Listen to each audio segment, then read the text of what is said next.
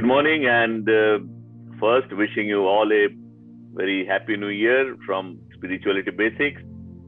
As we go into the new year, I pray for the well-being of the world, of you and your family, everyone, both physically. That is, of course, again, another wave is looming large, and safety from the virus, and very importantly, spiritually, because that will help you to tackle not only the virus, but all other situations in life. And that's what the forum is for, to increase the awareness about spirituality and to impart some basic knowledge about it.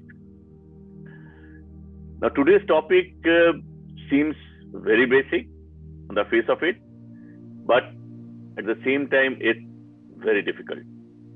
It is controversial, and it's a hot topic: the existence of free will. We all take it for granted, but we will see that actually it is not. I will try to harmonize the different schools of thought and arrive at what I can say, a practical point of view. Oxford University Press, they released a list of 5 great unresolved questions in philosophy. Though I doubt, whether at all there are any resolved questions in philosophy. So the list goes something like: who am I? Do we have free will? Which we will discuss today. What is death? We have already taken up in one of the sessions. Can we know anything at all? And what would global justice would look like? So now, firstly, what is free will? Free will is something that we all think we have. Right now also we think we do have a free will. And to put it in a statement, do I have free will to do what I want to do? That's the statement of free will. It is the freedom of choice. Whether I want to listen to the spirituality basics, it's a freedom of choice. You have decided, so that's where you are there. Sounds very simple, but for thousands of years, a fierce debate has been there, and it's still on. And there is no consensus. Actually, the problem of free will is that it seems to be there and not there at the same time. We seem to be free, but if we look at it more closely, there seems to be no free will. So today we will try to see whether it is nature or nurture, destiny or free will. The chant for determinism, the determinism school, which says that there is no free will, is gradually becoming stronger and stronger with the advancements of neuroscience. But it has its own dangers. That also we will see. Now, if we draw out a chart of the various schools and various thoughts, it will look somewhat like this. One column I have put there is free will, and there is no free will. So you will see that Bhagwad Gita appearing in both the columns, God is omniscient appearing in both the columns, law of karma appearing in both the columns. That's exactly what I meant when I said that it seems to be there and not there at the same time. And of course, then there is determinism, which strictly is a school which says that there is no free will, and there is libertarianism, which says that there is free will. Side by side, I will try to reconcile the different points of view and try to arrive at a practical point of view, harmonious reconciliation of the thoughts. So we'll start off with Bhagwad Gita, and which very strongly gives both sides of the story. At some places, it seems that Shri Krishna is telling there is no free will, but at some places, it is very obvious that there is free will. So we'll just see some of the verses.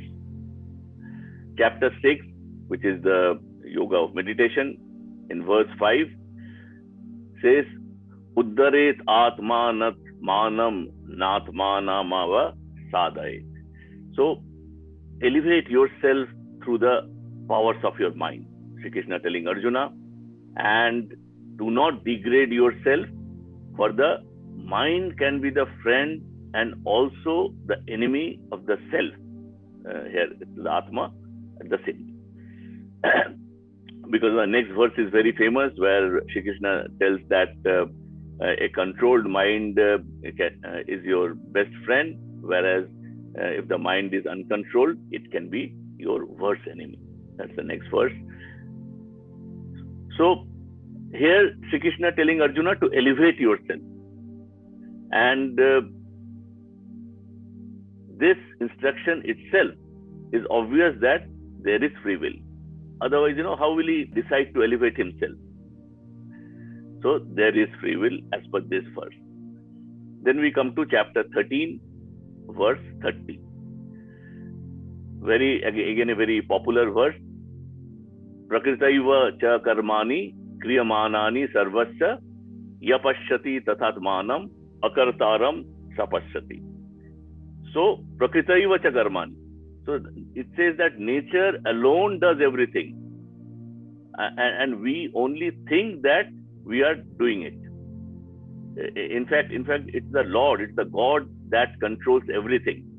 We just follow the will of the Lord. So, in effect, what it implies, that there is no free will.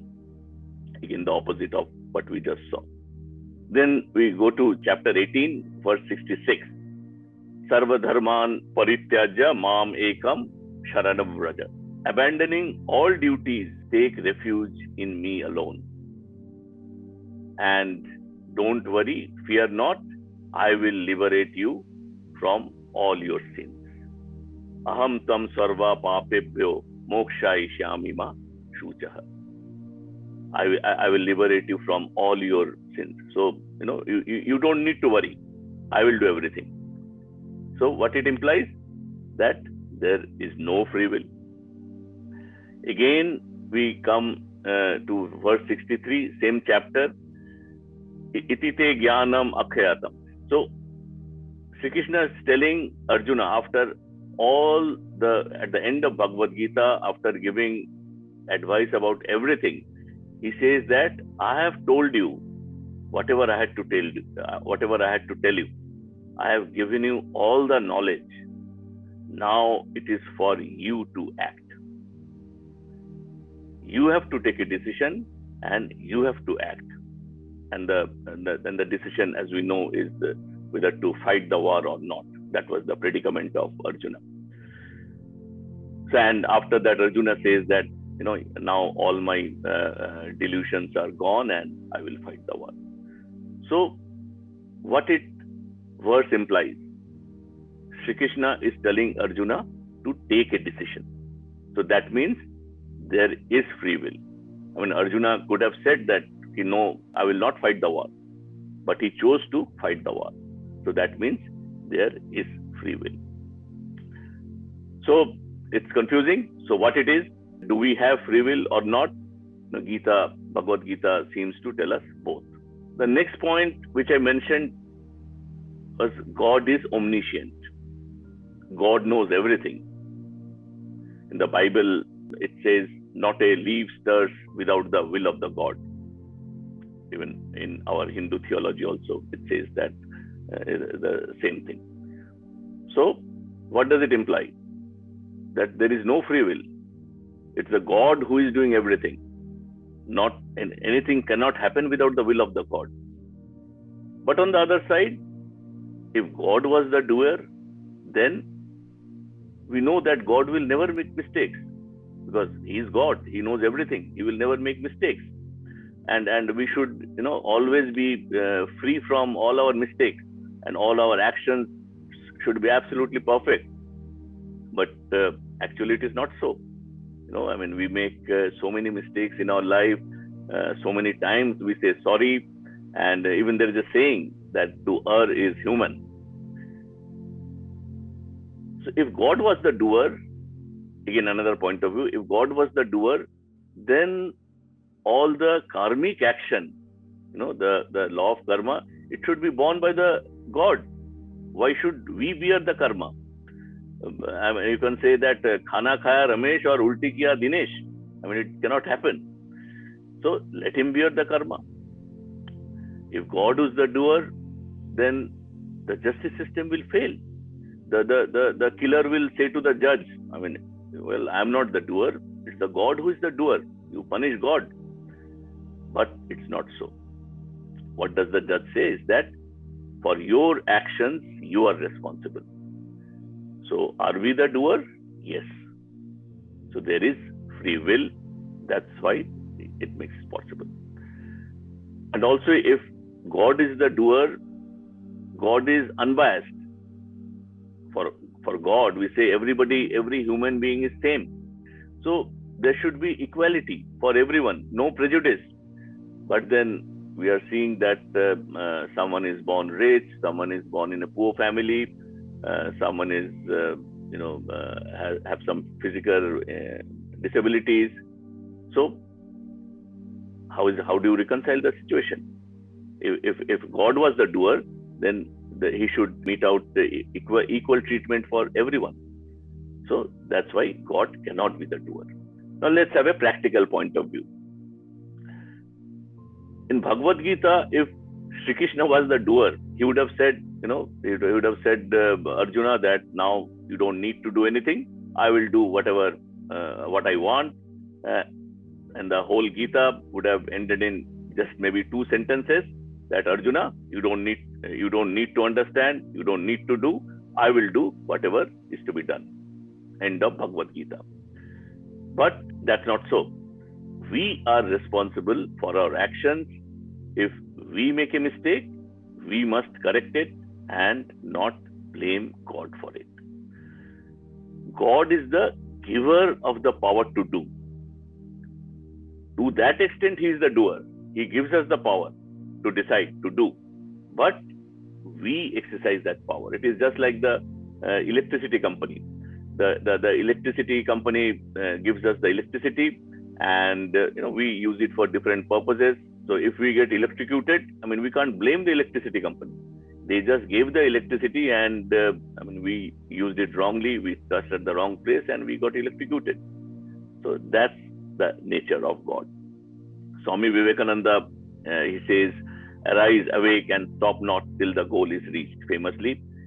So this also implies that yes, we have free will. Otherwise, how will we work towards our goal? Next comes the law of karma. Again, a central pillar of Indian philosophy. And not only Sanatan Dharma, but other heterodox philosophies like Buddhism, Jainism, all religions that originate in India especially, and they believe in some form of law of karma. They all believe in it. Law of karma, as we know, it's very simple. It says that every action has its effects, and if I do deliberately, consciously, some act which is as per dharma, so then it results in punna, and I will have sukha. Some good things will happen to me, but I may not know when good things is happening to me. I may not know the connection. What good thing I had done in the past to deserve this good thing which is happening to me right now. But the idea is cause and effect. I must have done something good, so that's why it's happening to me. And the opposite is again true, that if you do something, that's your karma, which is not as per dharma, adharma, then you get papa, and the result is dukkha. So all the unpleasant, unwanted consequences, the dukkha that we experience, so that is happening for our past action. Again, I may not know the connection, but they are connected. So they are based on causality. Causality is very important. Causality is there in every aspect of our life. It's the basis for our rational thought. All science is based on causality. All common sense is based on causality. In fact, karma can be seen as an extension of causality in our moral and ethical life. That's how important it is. Now let's see karma and free will. Now, if my thoughts and actions are result of my past karma, then how can you say I'm free? I have new desires. I mean, all of us have fresh desires. But if my capacity to act in either dharmic or adharmic way is also determined by my past karma, so that means I have no choice. I mean, it's already determined. So there is no free will. But this is a very, very rigid, strict interpretation of the law of karma. The other point of view is, unless we have free will, so then we have free will and the power to choose, then how can we incur new karmas? Because the karma is something which are doing either good or bad. So if we do not have the power to choose, the free will, how can you incur new karmas? Or even for that matter, how the karmas that for which we are getting the result, how they came into being in the first place, how they came into being. So there has got to be a free will. That's the other point of view for the law of karma. Now again, harmonize it. We'll have a practical point of view. So what we are talking here is of the prarabdha karma, which, as we know, is a slice out of the sanchit karma that we have to exhaust during our current lifetime. But there is also kriyaman or the agami karma, which will determine our future, papa or punna, depending upon how we do our karma. So unless there is free will, there will be no agami karma. So the presence of agami karma implies that there is destiny in the form of sanchit and prarabdha, which is destiny, which we have to incur either during this lifetime or the future lifetimes, and there is free will in the form of agami karma. So which we decide what to do, how to do. That's the agami karma. Swami Vivekananda, he famously said that we are the makers of our own destiny. So this is how we, through the agami karma, this is how we make our destiny, our karma bank. So the interpretation has to be harmonious. The law of karma, thus the general guidelines are determined by our past karmas. It just said good things or bad things. But the specifics are open. We have a reaction, we have a freedom of reacting to these things, whatever happens to us. So we can say where karma ends, free will begins. When we make a choice about, either acting in one way or the other. Next we come to very strong school of determinism. I mean, it's mostly based on neuroscience. It says that, if I tell you to raise your hand, so you can say yes. If you want, you will raise your hand, and if you don't want, you will not raise your hand. So it seems very simple that yes, I mean, either I want to raise my hand or do not want to raise my hand. I have a free will. I will do as per my choice. But it's not so. They give this metaphysics argument that every action is an event in time. Please note very carefully. Every action is an event in time. Every event in time is preceded by a cause. And that cause is another past event. And they are causally linked. If the cause is there, the effect must come. It cannot be otherwise. I mean, you cannot have a standalone event which does not have a cause. But the very essence of freedom is that free will is that it could be either this way or that way. I mean, I can either decide to raise my hand, or I can decide not to raise my hand. I can decide to raise my hand like this or this. It's my choice. But determinism says, no, it's not your choice.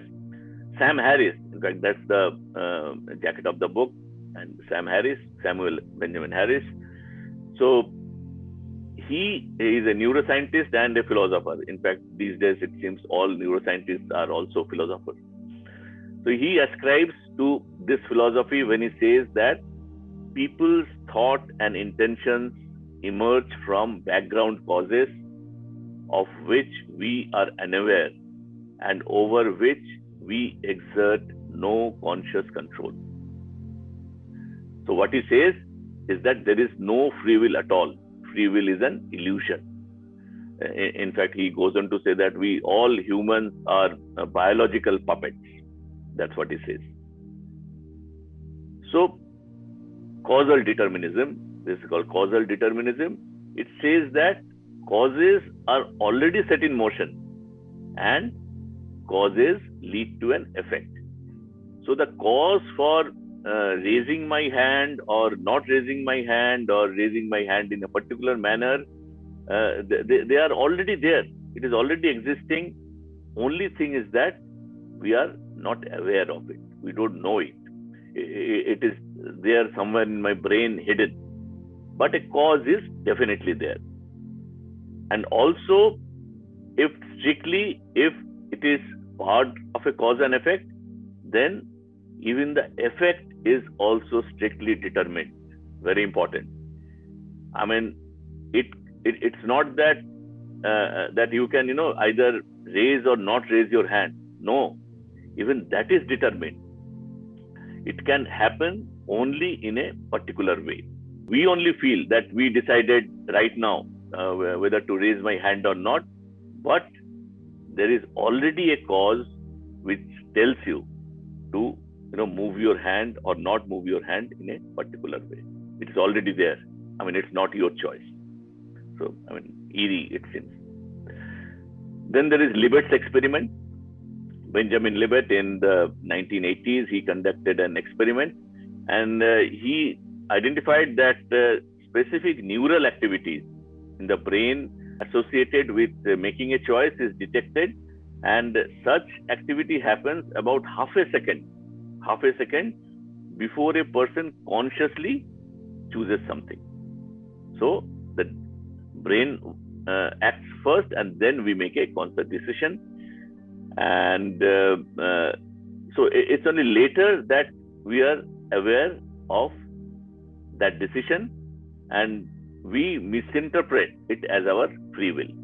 We thought we are making the decision, but there is already some activity in the brain before that, half a second before that. So that's determinism, which says that though it may seem so, but in reality, we do not have a free will. All our actions are result of some previous events that we may not be aware of.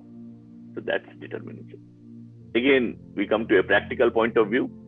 Hard determinism. What we discussed is absolute hard determinism. It's we think it's an extreme view. What I think is more practical is soft determinism. It is something, it's a term often used to describe this position where we say that people do have a choice, but their behavior is always subject to some form of biological or environmental pressure. This is the past event.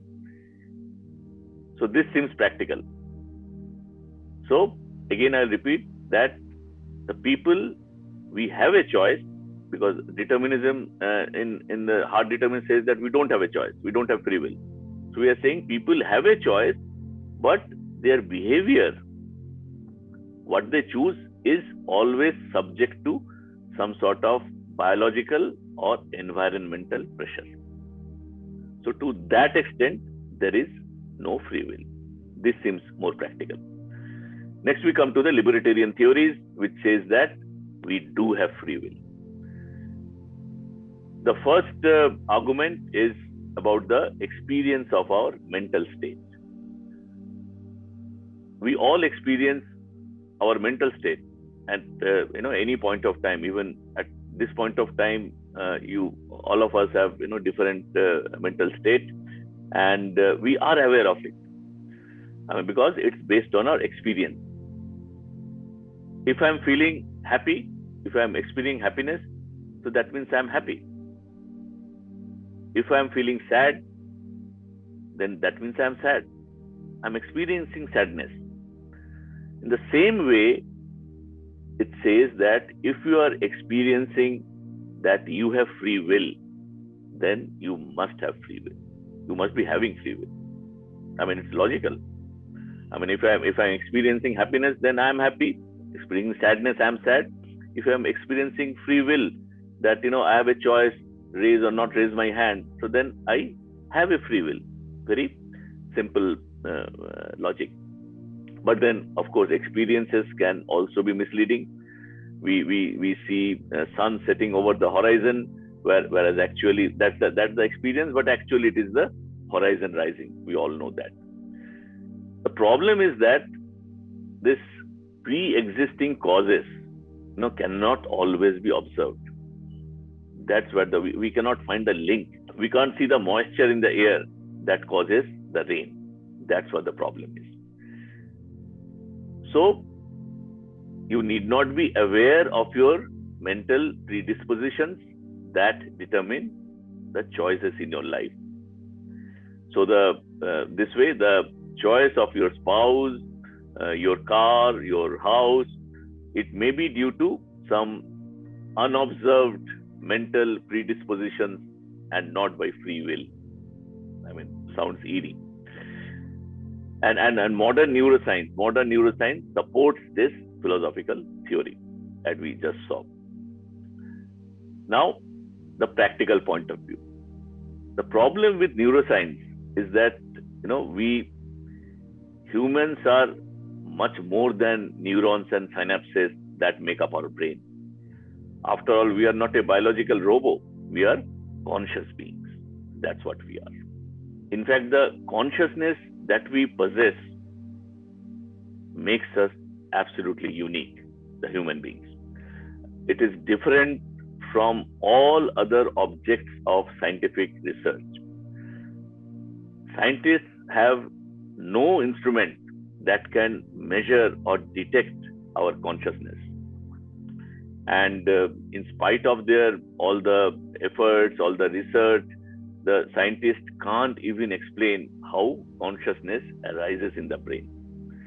Because if a person is in coma, the scientist will say, he is unconscious, there is no consciousness.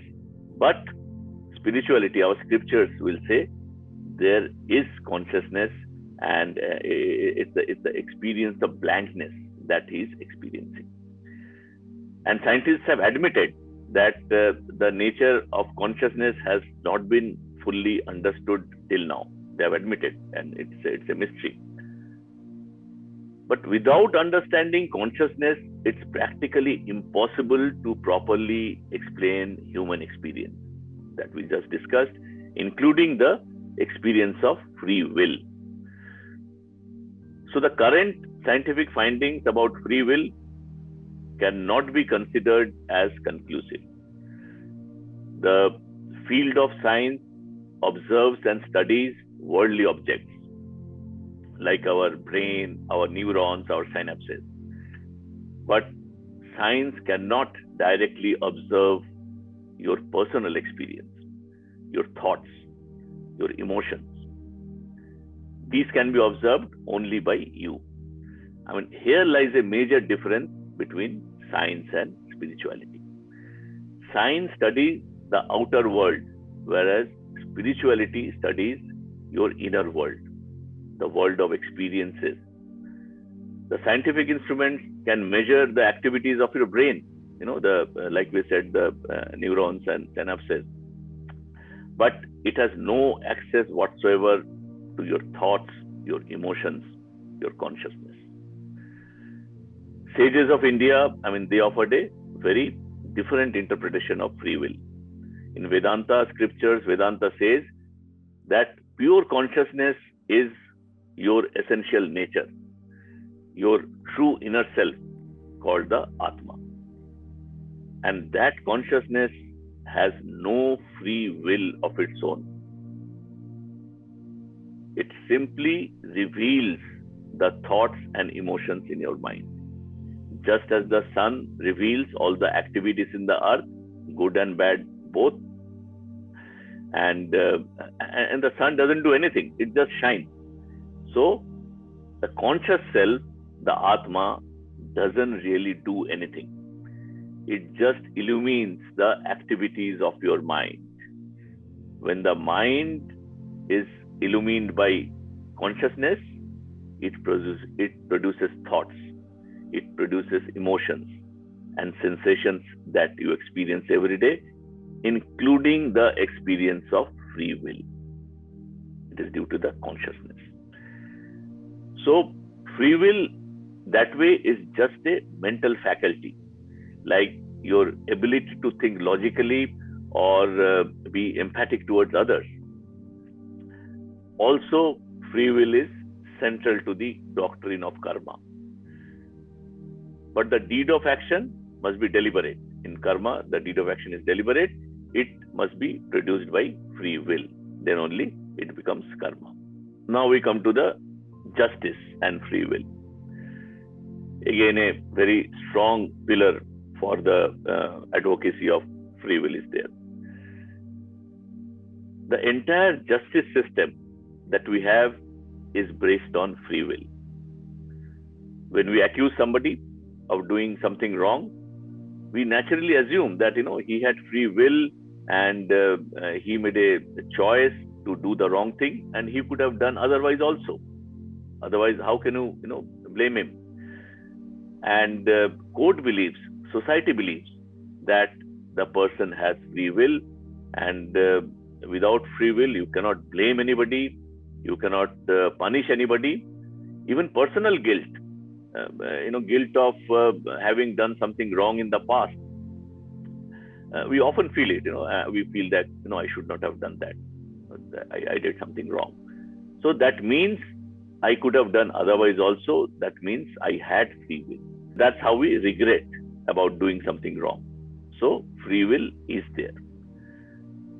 For this reason, some philosophers argue that it is very important that to maintain the charade of free will for the sake of social stability.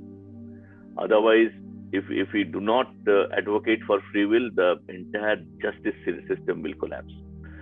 In Hinduism, to see very strictly, we talk of freedom and not free will. Swami Vivekananda, he nicely said that from freedom we come, in bondage we exist, and in freedom we go. Will may not be free, but our freedom is our essential nature. So the concluding part, now there are strong arguments on both sides. That's why it is still unresolved, because the both sides have strong points of view.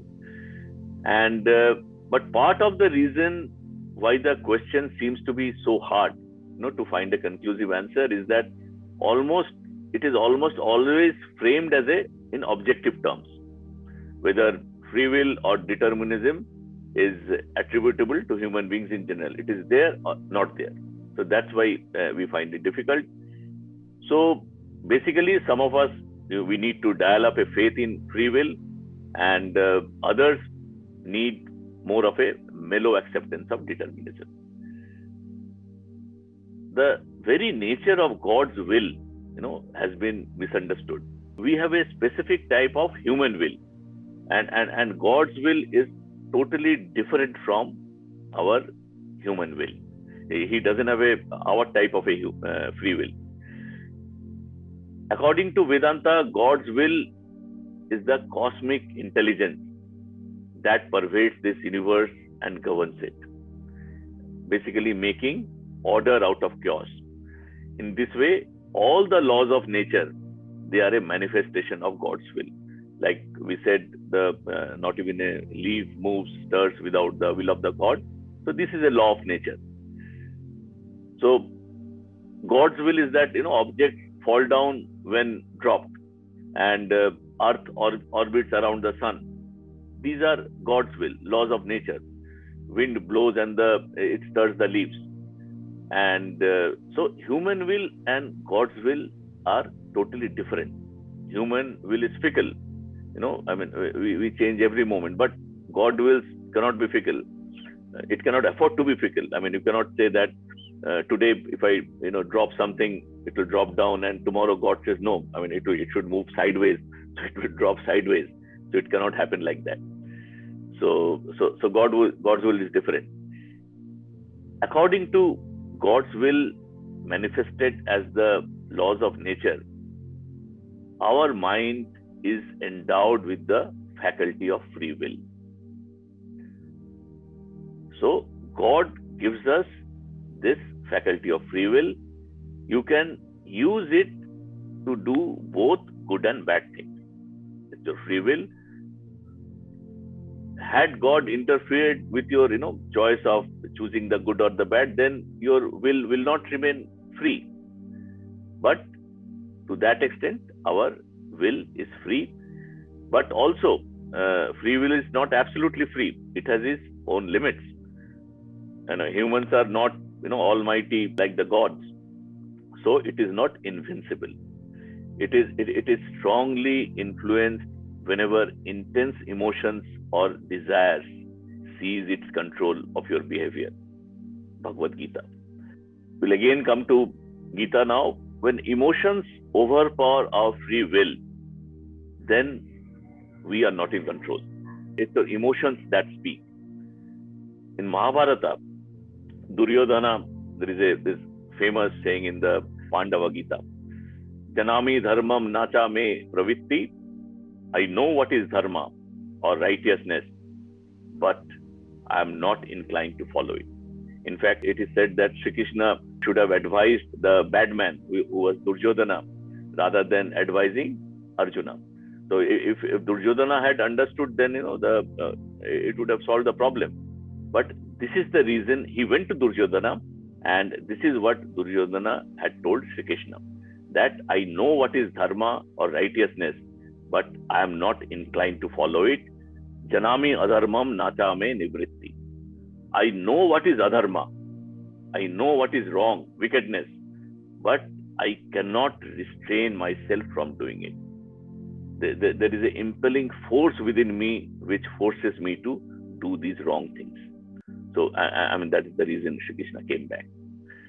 So it is said that your free will is completely free only when it is not subjected to being overpowered by intense emotions and desires. That's what happened to Duryodhana. In fact, many spiritual practices, including meditation, they help you to manage your emotions and break free from the grip of desires. By using your free will to live a life of dharma, you can become more self-controlled, more emotionally and spiritually mature, and eventually approach the life's highest goal, the purpose of life, which is enlightenment. Swami Chinmayananda, the founder of Chinmaya Mission, Chinmayananda Saraswati, he puts it very nicely that what I have is faith, what I do with what I have is free will. So nicely put. I'll sum it all by again narrating a story which was told to Sri Ramakrishna. It's about a cow which is tied to a tree. Now the cow is tied to a tree, and the rope is quite long, and the cow is grazing on the grass. So if he has finished all the grass, whatever was there, so he had a choice. Either he could just sit and relax, or he may give the rope a tug. So because there is more grass on the other side, and he is not able to go because he is tied to the rope, and he can only move in the radius of the rope. So it could be that farmer may come and loosen the rope and give the cow a more leeway so that he can graze more on the grass on the other side. Exactly like that, God has also given us certain amount of freedom. but certain restrictions also. So the length of the rope which is there, that is our freedom. So we feel that we are free, we feel that there is free will, but actually there is a rope which we don't realize. And as long as we are moving within the radius of the rope, so we feel there is freedom. That's what we are doing. But on the back of it, that's the rope of the God, that is the limitation. And sometimes, when you reach the limitation, you make further effort. God may decide to, give you more freedom, and then you can, act accordingly. So this is a good way to reconcile the freedom and determinism, about the free will that we have, and when we say that God alone does everything. So quick recap, difficult, but I thought I will just use the table for the recap. So we discussed different points of view. We saw Bhagwad Gita, which gave both the points of view, and also God is omniscient. So that also we saw that without the will of the God, it doesn't move anything. We also reconciled, like exactly the example I gave you, how to reconcile the both points of view. Then we saw what determinism is. Sam Harris, free will. He says that free will is an illusion. There is nothing called free will. We are biological puppets. But that's a too harsh a decision. It says about the cause and effect, that all our actions are events, and it is preceded by a cause, and we are acting as per that cause. So our actions are not independent. It is not as per our free will. It is dependent on some cause which we are not able to see. We don't know. We are unaware of that cause. So that is hard determinism. But then we also said that we should follow the soft determinism, where we do have a choice, but our choosing, our action is determined by some, biological or environmental reason.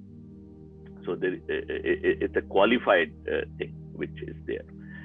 Then we also saw about libertarianism, where the mental state, about the experience, it's based on our experience. So if we think we have free will, so it must be there.